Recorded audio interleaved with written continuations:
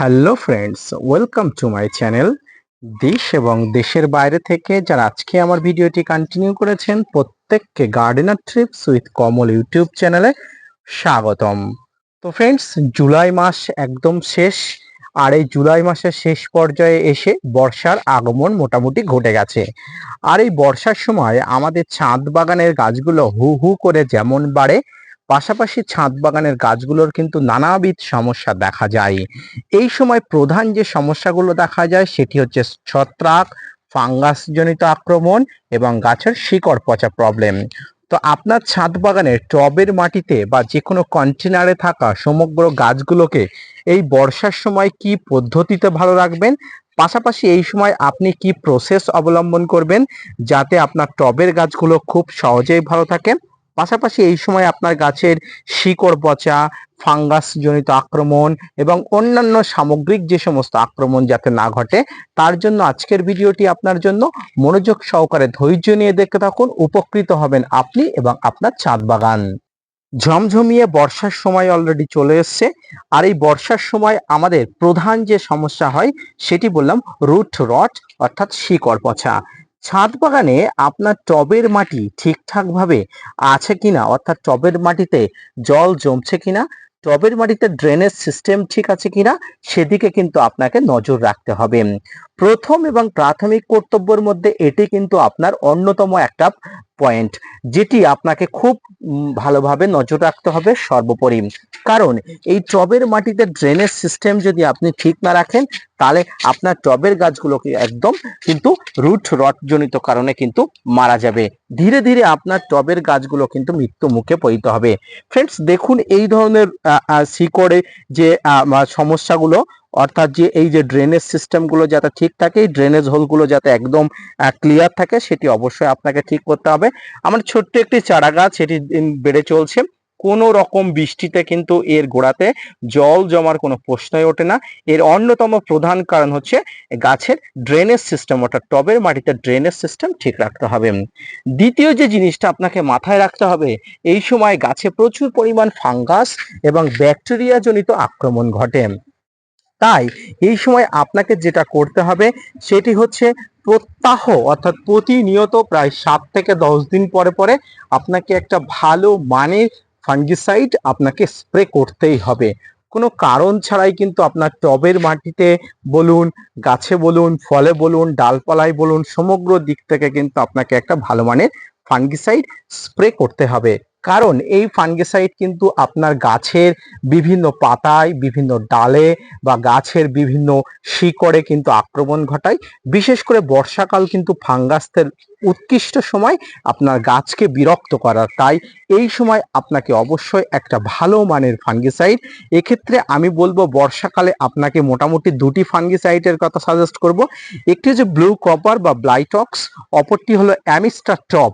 এই blue copper, Blitox, Amistar top এই কম্পোজিশনের যে সমস্ত ছত্রাকনাশকগুলো আছে, এই কম্পোজিশনে যে সমস্ত নামে যে সমস্ত ছত্রাকনাশকগুলো আছে সেগুলো আপনারা ব্যবহার করবেন। কার্বনডাজিম এবং ম্যানকোজাইব গ্রুপের যে সমস্ত ছত্রাকনাশকগুলো আছে সেগুলো আপনারা ব্যবহার করতে পারেন।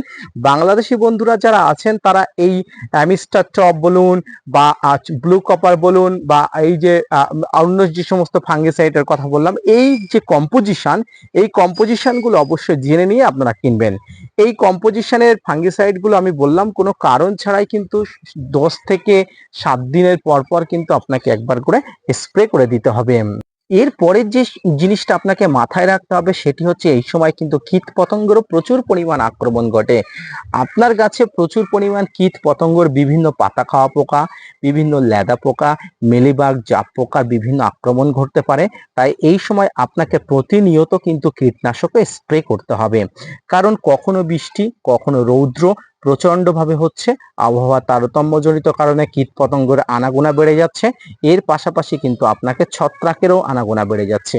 তাই কীট পতঙ্গ এবং ছত্রাকের আনাগোনা যাতে কমানো যায়, এর জন্য আপনাকে প্রতিনিয়ত ফাঙ্গিসাইড এবং কীটনাশক ব্যবহার করতে হবে। কীটনাশকের মধ্যে আপনারা ইমিডাক্লোপিড গ্রুপের যে কোনো কীটনাশক এবং আপনারা প্রোপিক সুপার জাতীয় যে কীটনাশকগুলো আছে অর্থাৎ সাইপারমেথ্রিন গ্রুপের কীটনাশকগুলো ব্যবহার করতে পারেন।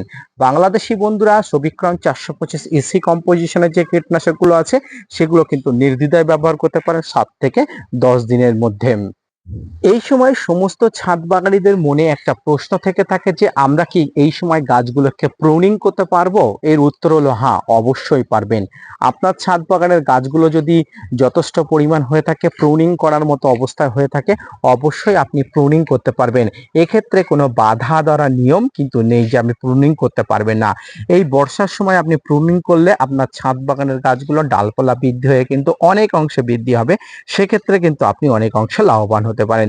এবং এক্ষেত্রে বর্ষার সময় আরো একটি জিনিস আপনার ছাদ বাগানে প্রুনিং করা ডাল থেকে আপনারা খুব সহজেই চারা গাছ তৈরি করতে পারবেন। যেমন এই যে বর্ষা শুরু হয়েছে এবং এই বর্ষার মধ্যে কিন্তু দেখুন আমি আমার চারা গাছ তৈরি করার প্রসেসগুলো একদম রেডি করে দিয়েছি অলরেডি। এখান থেকে নতুন নতুন পাতা বার হচ্ছে আপনারা দেখতে পাচ্ছেন এবং এই ধরনের আরো অনেক চারা গাছ কিন্তু আমি রেডি করছি। এই বর্ষার সময় ছাদ বাগানে প্রচুর পরিমাণ ডালপালা দিয়ে নতুন চারা গাছও আপনি করতে পারবেন যে কোনো প্রসেস অবলম্বন করে। এবার আসি বর্ষার সময় টবের মাটি প্যাঁচ পেঁচে সবসময় চটচটে থাকে, এটা কিন্তু টবের মাটির শিকড় পচন ধরার একটা সমস্যা থেকে যায়। আর এই প্যাঁচ পেঁচে চটচটে তরল থেকে অর্থাৎ টবের মাটিকে প্যাঁচ পেঁচে কাদার হাত থেকে বাঁচার জন্য আমি আপনাকে বলবো এসএসপি অর্থাৎ সিঙ্গেল সুপার ফসফেট, যেটা ধূসর বর্ণের হয়, ছাই বর্ণের হয়, সেটি কিন্তু আপনারা টবের মাটিতে ছড়িয়ে দিতে পারেন বর্ষার পরে অর্থাৎ বৃষ্টি হওয়ার পরে। তাহলে কি থাকবে, টবের মাটিটা কিন্তু প্যাঁচ পেঁচে থাকবে না এবং কাদা কাদা থাকবে না, একটু খসখসে মতো থাকবে। এই এসএসপি কিন্তু সহজেই মাটি থেকে রস শুষে নিতে পারে এবং টবের মাটিকে কিন্তু খুব সহজেই খসখসে করে নিতে পারে। এবার আসি এই সময় আপনি কি কি খাবার দেবেন। বর্ষার সময় আপনার ছাদ বাগানের ফল ধরা গাছগুলোতে আপনাকে অবশ্যই খাবার তো দিতেই হবে। এই খাবারের মধ্যে অবশ্যই মিশ্র খাবার এবং নাইট্রোজেন ঘটিত খাবার অবশ্যই যেন থাকে।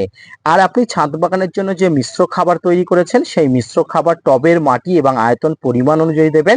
যেমন একটি বড় টবের ক্ষেত্রে আপনি 2 থেকে 3 মুষ্টি পরিমাণ দিতে পারেন, একটি মাঝারি টবের ক্ষেত্রে 1 মুষ্টি পরিমাণ দিতে পারেন। আমার এই গাছটি ফল ধরা গাছ এবং এই গাছে প্রচুর পরিমাণ ফল আছে এবং এই ফল ধরার জন্য এই গাছে একটু বেশি পরিমাণ খাবার দিতে হবে। সামগ্রিকভাবে ছাদ বাগানের ড্রেনেজ হোল থেকে শুরু করে সমগ্র দিকে গাছের কিন্তু পরিচর্যা এই বর্ষার সময় আপনাকে করতে হবে। পাশাপাশি এই সময় আমি আরো একটা জিনিস বলবো, যে সমস্ত গাছ এই সময় রোগাক্রান্ত অবস্থায় আছে, যে সমস্ত গাছ এই সময় বিভিন্ন নানাবিধ সমস্যা আছে, যেমন পাতা পোড়া সমস্যা থেকে আরো নানাবিধ সমস্যা, সেই সমস্ত গাছ এই বর্ষার সময় কিন্তু 7 দিন থেকে 10 দিন অন্তর অন্তর একবার করে হিউমিক অ্যাসিড বা ভালো গাছগুলোতেও গোড়ায় কিন্তু হিউমিক অ্যাসিড আপনারা দিতে পারেন। এই হিউমিক অ্যাসিড কিন্তু টবের মাটিকে যেমন ভাবে রক্ষা করে, পচনের হাত থেকে রক্ষা করে, পাশাপাশি শিকড়গুলোকে অনেক কিন্তু বিপজ্জনক অবস্থার হাত থেকে রক্ষা করে।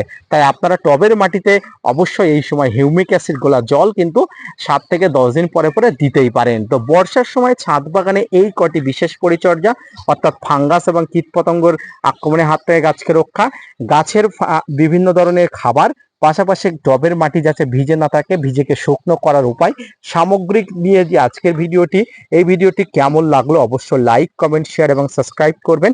পাশাপাশি gardener tips with Kamal YouTube চ্যানেলকে সাপোর্ট করে অবশ্যই চ্যানেলটি সাবস্ক্রাইব করে রাখবেন। আপনাদের জন্য প্রতিনিয়ত ভিডিও বানাই, আপনারা যদি মোটিভেট করেন ভিডিও বানাতে আগ্রহী হই এবং নতুন নতুন ভিডিও বানাতে উৎসাহী হই। দেখা হচ্ছে পরবর্তীতে নতুন কোনো তথ্য নিয়ে, ততক্ষণ সঙ্গে থাকবেন। আর হ্যাঁ, অবশ্যই চ্যানেলটি সাবস্ক্রাইব করতে ভুলবেন না। ধন্যবাদ।